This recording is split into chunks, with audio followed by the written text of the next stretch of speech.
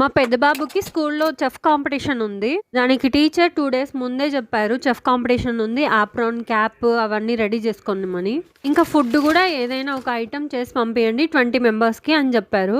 నేను ఆన్లైన్లో అంతా చెక్ చేసి ఏ రెసిపీ అయితే తొందరగా అయిపోతుంది 20 మెంబర్స్కి పంపించాలి కదా, అంతా మొత్తం చెక్ చేశాను. నాకు ఎందుకు ఈ బ్రెడ్ కస్టర్డ్ చాలా ఈజీగా అనిపించింది.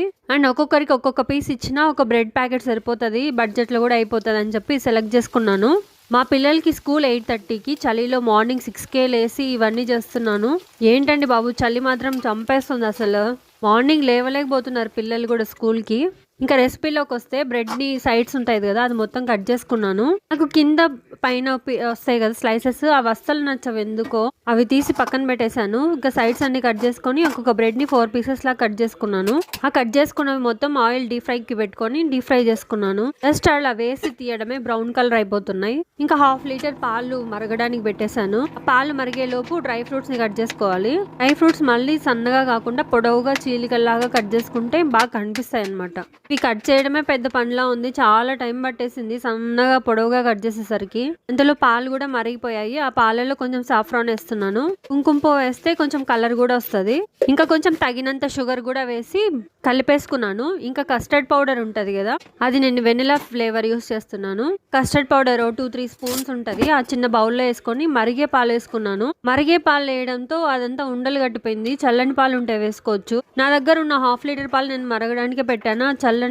చల్లగా ఉండే పాలు ఏం లేవు, అందుకే ఆ పాలే వేసి కాసేపు కష్టపడ్డాను ఆ ఉండల్ని మొత్తం కరిగించడానికి. వాటర్ వేసి కలుపుకున్నా బాగుండు అనిపించింది. ఇది ఒక్కటే డిసప్పాయింట్ అయ్యాను ఇక్కడ మాత్రమే.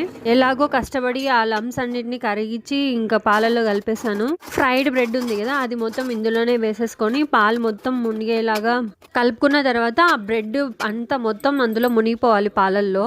తర్వాత డ్రై ఫ్రూట్స్ మొత్తం పైన మొత్తం చల్లుకోవాలి. యాక్చువల్గా డ్రై ఫ్రూట్స్ మా బాబుతో సపరేట్గా ఇచ్చి పంపిద్దాం, వాడికి కూడా ఏదో ఒక పని ఉంటుంది కదా సర్వ్ చేసేటప్పుడు అనుకున్నాను.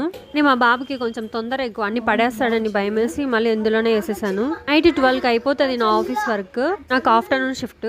12కి అయిపోతే 1:30 వరకు యాప్రాన్ ఆ క్యాప్ కుట్టడానికి సరిపోయింది. పిల్లల్ని కనడం కంటే పెంచే ప్రాసెస్లో ఈ స్కూల్స్ కాంపిటీషన్స్ ఇవే ఎక్కువ అయిపోయాయి. హెయిర్ కలర్కి వస్తాయి కదా గ్లౌజెస్, అవి మాత్రం తీసి పెట్టేశాను. ప్లాస్టిక్ స్పూన్స్ ప్లేట్స్ కూడా పెట్టాను.